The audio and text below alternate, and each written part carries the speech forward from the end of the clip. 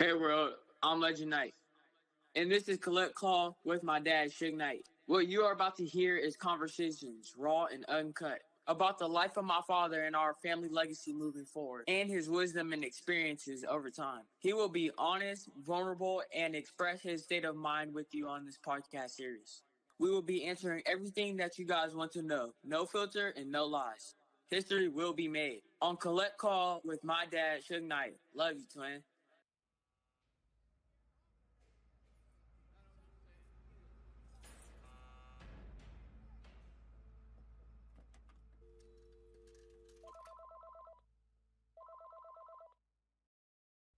This is Global Tellink. You have a prepaid call from Suge Knight. this call, and your telephone number will be monitored and recorded. To accept this call, dial 5 now.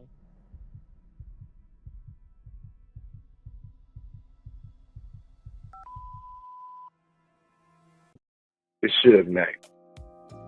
A great leader leads from the back. The reason why a great leader leads from the back, because it's important that he care about the people that is on his team. So he want them to be in front, to get the glory, to get the recognition. That's one of the main reasons why I went all in the video.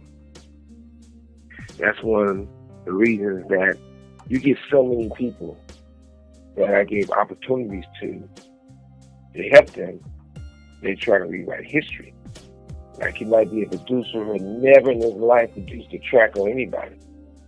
And they might be on drugs. They might go through these problems they have in their personal life. They might even be mental health people. A lot of them was. And I would say, hey, you don't got to be in drugs, smoking crack all day and giving your life up, quitting. You can't rap, you can't sing, you try to produce. So a lot of people will have an idea of sampling a song and say, hey, you think Tupac is like this? Well, not like that, but we can fix it. So I'll have to call in a live musician and speed the tempo up or slow it down. And once nobody was in the studio enjoying the time when Pac was doing his vocals, but Pac, myself, and the engineer.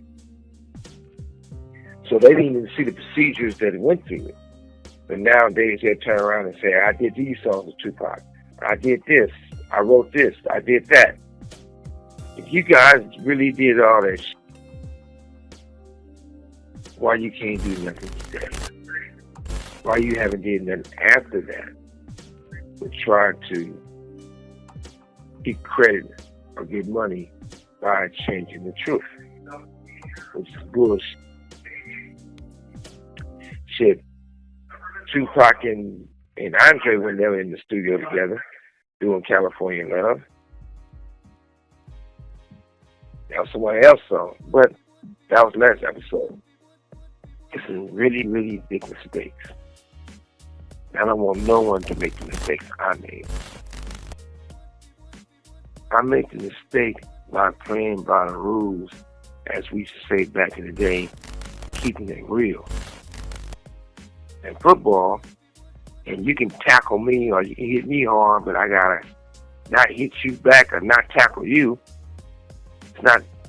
Don't make sense to play by those rules. I could not have got a default judgment against me or got caught up in the lies these people did when it came regarding death row. But I felt that was like snitching and on them getting their ass in trouble because they lying on me, which that was stupid on my behalf. I have a paper declaration, and I want you to read it carefully when you look at it. It shows how after I got the facts and the proof of some criminal illegal activity, where they supposed to give me double my bread back and gave my company back, how one lawyer I give all the proof to so happened to lose it. He claims his client, old client, did some tricky shit, strong on you, but it still affected me. At least I got the declaration. Well, then at one point, Lydia Harris, which is Harry-O's wife, or ex-wife sued, now, right? Yeah, ex-wife, sued Suge as well, or sued Death Row, yeah. And won. Right, but she won. What I would say on a technicality, never went to trial. Huh. I think judgment was imposed because they failed to respond to discovery, is what I recall. Aha. Do you know how much she won? Ooh, it was huge amount of money. Don't remember the numbers, but it was in the tens of millions of dollars. So Death Row is basically on its way out. On its way out, yeah. And then it ends up just filing bankruptcy? It filed bankruptcy. And then it gets sold to some other company. It filed bankruptcy. Originally, it was going to be a reorganization. The bankruptcy was precipitated by the $107 million judgment that Lydia got. And so it filed bankruptcy, and originally the idea was to do a reorganization. The trustee in bankruptcy ended up having a problem with Suge. He thought Suge wasn't being honest with him with all the things he was doing. And so it turned into a straight bankruptcy. Okay. Now, that being said, I've never in my life seen when they put out Welcome to Death Row. So as time goes on, I hear about it now because, I'm sitting around in prison and people send me stuff. And this whole little thing is that these people never gave me no fucking money. And where's the check? It was in cash money, because to make a label and break artists and build something, you need millions of dollars. When Michael Harris went to jail or prison, according to all the papers in court, according to all the recorders, the man went to prison broke. So I hustled money off other people, say they had something to do with me. That's what con me. Even when you look at Death Row, I stopped talking to these people before I put the chronic out. On the simple fact, once David Kenner said he was an FBI informant, telling no motherfuckers, and he was broke and didn't have no money, and showed me on the paperwork how Mario and all these people got caught. The first time I met Michael, it was a drug case involving Bo Bennett, Mario Villabona. That trial went and resulted in a number of convictions that went to trial in a federal court. And after that case, Michael, I believe, contacted David Kenner to have him represent him on his appeal. He was cutting the drugs. They was calling his machine, the answer machine. Investigators say he dealt so much cocaine, major Colombian drug kingpins like Mario Villabona were obliged to deal directly with Harris. Dope, give us our fucking money, or you gonna be in Colombia next time. He handed this over. That's how those guys went down.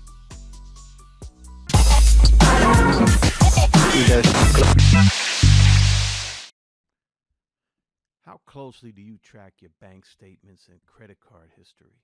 Are you combing through every single charge on a regular basis, or do you just assume everything is fine until you notice something weird? Honestly, I don't have time to watch my accounts that closely, but now that I'm using Rocket Money, it does all that for me, so I don't have to worry about it. Rocket Money is a personal finance app that finds and cancels your unwanted subscriptions, monitors your spending, and helps lower your bills so that you can grow your savings. With Rocket Money, I have full control over my subscriptions and a clear view of my expenses. I can see all of my subscriptions in one place. If I see something I don't want, Rocket Money can help me cancel it with a few taps. Rocket Money will even try to negotiate lower bills for you by up to 20%. All you have to do is submit a picture of your bill, and Rocket Money takes care of the rest. They'll deal with customer service for you.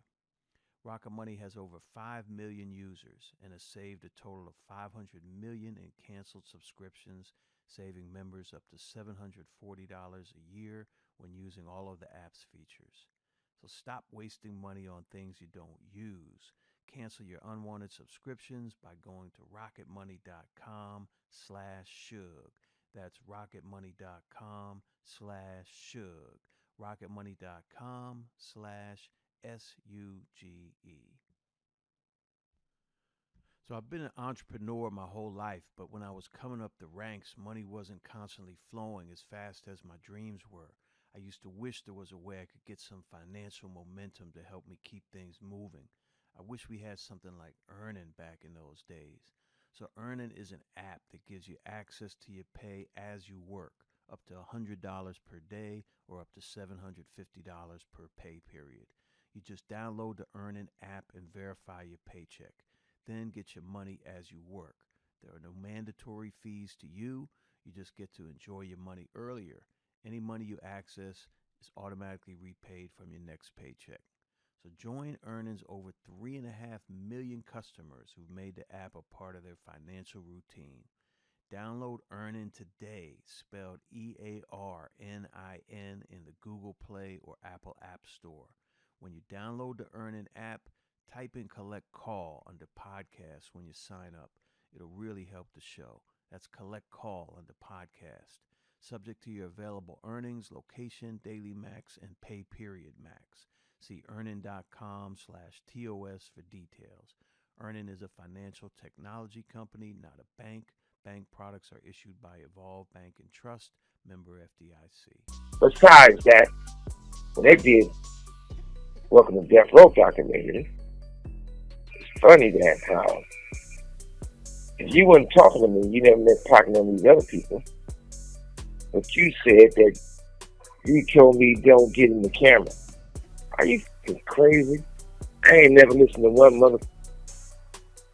Okay. I respect my mother and father, but I did what I wanted to do at a young age. So you know I'm not going to listen to the next person. Besides that, the crazy thing about that, these people have tried several different projects and artists, and they all failed. Besides that, somebody sent me a clip when he says, he told me to stay out the limelight. I told him that he should never put himself on front of magazines. Always stay in the cut, always stay in the background. That as the social thing started to grow and people started to recognize him as being the guy, he lost or forgot that teaching. What businessman do that, number one? Like I said, I don't listen to no motherfucker. But I'll be damned if this motherfucker not on every interview in the limelight, even dancing with some Armenians, singing some songs he never did and don't even know the lyrics to it. And watch. When it's all said and done, most of all those Armenians he talking to will be in handcuffs one day. Because he's a 137. For Snoop to go do that documentary, which I just found out about that, well, maybe I should have let his busted soft ass stay in prison. Warren G was my best friend and Nate Dogg was my best friend. So we formulated 213 and Warren G was the DJ, I was a rapper, Nate Dogg would sing the hooks. We didn't have drum machines back then, all we had was records and turntables and a microphone. When Warren G called me on the three-way, was like, Snoop, I got Dre on the phone, cuz he liked the tape, he wanna work with us, cuz he wanna work with us. I said, stop lying. And he said, hello? I said, who this? He said, it's Dre. He said, man, that shit was dope, man. I want to get with you. Come to the studio Monday. I still feel that I did the right thing because he brought life to kids and other people.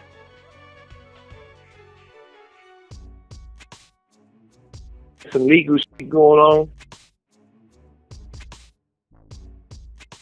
Illegal shit going on now. Because I don't sell drugs or do illegal shit. Snoop's so scary, he played Michael Harris' debts. All the money he borrowed from people, bullshit them.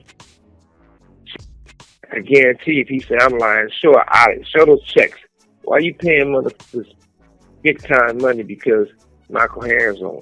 But you couldn't do nothing Nate Dogg. Can't really do nothing Daz or Corrupt or anybody else. You guys saying you better than Death Row, you take Danny Boy. How is it? He never had one song out in his life. I gave Danny Boy more money in 94 than they gave Snoop and Mike and gave him in 2024. Now, nowadays, eggs is higher, milk is higher, rent is higher, gas is higher. So, how is it he getting less money now than then? One good thing about all this, the truth coming out, it made Daz, Corrupt, Warren, and Snoop have to make a pact. After they said all the things and put Snoop involvement with the assassination of Tupac, he had to take these motherfuckers on shows, act like he like them. I feel personally they destroyed the culture of hip hop. I feel they destroyed movie stars. Because you gotta look at it like this. When they start doing reality TV, it made the actors and actresses who worked hard to be a star become not shit. Because now you got these people just fighting, lying, doing whatever they doing to get some ratings. You know, it was a plan to destroy Hollywood. And it worked. Because you got to realize one thing. When they start striking or start wanting more money, they came up with a plot. And the reality of it is, when they start doing reality TV, it destroyed, or it helped destroy Hollywood. Because there was a time where when you see an actor or actress doing a movie or being on TV, you know they worked hard on their craft to become who they was to the world. Then they start having reality shows where you get motherfuckers drunk, you get motherfuckers on drugs, and you just fight and talk shit and be stupid. And that tore down Hollywood. When you seen a movie like Brad Pitt, which everybody knows Brad Pitt is probably one of the best actors around. I like Brad Pitt. If you see Angelina Jolie and Brad Pitt play the Smith, you say, wow, they worked hard to put that movie together. You seen people acting. You see them put time in that shit. That was a race with reality TV. Then when you talk about the music business, it used to be a time you got to really work hard as a rapper. You got to really work hard as an R&B singer. You got to really work to be the best and have a great team. It turned into, let's just get the money, blow the money, and do whatever. But the reality of it is, we allowing people to cheapen the culture. If you're an artist, like most of you artists is that good, they lying to you. They need to give you big money up front to make a big album. If I was giving people big money up front back in the day, they should be giving these guys 50 million, 100 million just to go in the studio. Because majority of these managers used to work for either Interscope or Sony or Universal or all these other places. Their loyalty is to the machine, not to you. You know, I get lawyer after lawyer to hire them to take care of my business in the industry for is what they did to me illegally. But when you look at it, each lawyer I gets a phone call or gets scared off, and so it's a RICO at this point, you know. But at the same time, It's real sad that you have to take grown men to be at these major companies. And I'm not going to say names because some of these people probably have kids. Some of these men. They have a saying. When they're in these offices at these major companies, they used to bring the guys in and see could they do the egg test. And some of your best producers, your best rappers, the toughest of toughest you think is tough. Why do I want to watch another man pull his pants down and they stick an egg up his ass? If the egg busts, he ain't putting in enough work. But if he can stick the egg in his ass and it don't bust, they pop champagne bottles. That's just a game they play. Weird ass shit, but true ass shit. Never become the victim. Always be a man. I'm out.